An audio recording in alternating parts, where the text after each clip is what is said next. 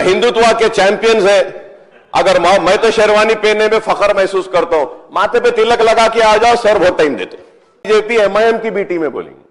आज असेंबली में जो कुछ हुआ वो महज एक बहस नहीं थी, बल्कि उस जहनियत का पर्दाफाश था जो ये तय करना चाहती है कि कौन क्या पहने, क्या खाए और कैसे बोले। बीजेपी के एक एमएलए असेंबली में दीप का दर्श दे रहे थे, शेरवानी पर एतराज, तिलक पर तंज और कौम परस्ती के सर्टिफिकेट बांट रहे थे। इसी दौरान अकबरुद्दीन अवैसी खड़े हुए और कहा, अगर मैं शेरवानी पहनता हूं तो मुझे नो, आप परेशान मत होइए साहब, आप परेशान मत होइए। नहीं, आप परेशान मत होइए, आपको शेरवानी पहनने की भी जरूरत नहीं है। आपको पहनने की भी जरूरत नहीं है। सिर्फ आप एक ही काम करो। मैं इनको एक ही बात बोलूंगा, सर हिंदुत्व के चैंपियंस हैं। अगर मैं तो शेरवानी पहनने में फख्र महसूस करता हूं, माथे पे तिलक लगा के आ जाओ, सर वोट टाइम देते, लगा के आ जाओ। शेरवानी मत पहनो। शेरवानी पहने तो क्या बोलेंगे, एमआईएम की बी टीम बोलेंगे आपको। वो मत पहनो। हमारे को बोलते हैं बी टीम बोल के, अब उसके बाद बोलेंगे हाँ ये तेलंगाना बीजेपी एमआईएम की बी टीम में बोलेंगे। सर आप जरा ठहरो। Sir kindly give me some time sir, I am not wasting.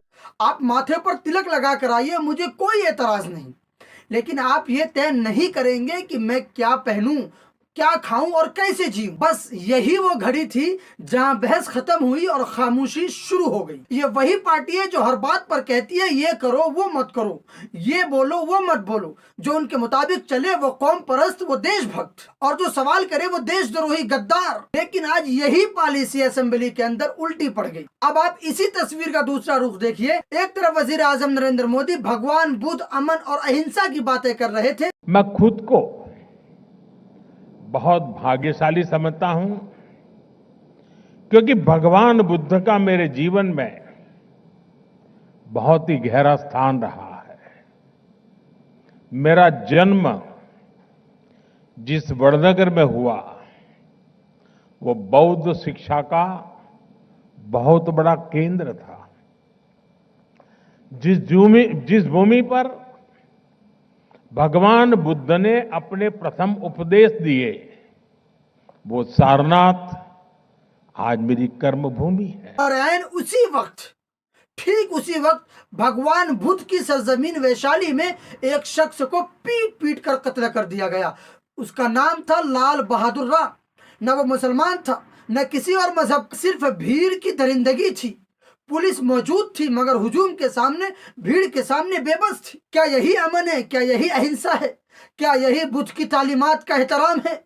कोई भी मजहब तशद्दुद की तालीम नहीं देता। तशद्दुद किताबों से नहीं बल्कि नफरत की सियासत से पैदा होता है। अब जरा ये मंजर भी देख लीजिए। रूस की बर्फानी जमीन, शदीद सर्दी, सख्त सर्दी और खुले आसमान तले नमाज अदा करते लोग।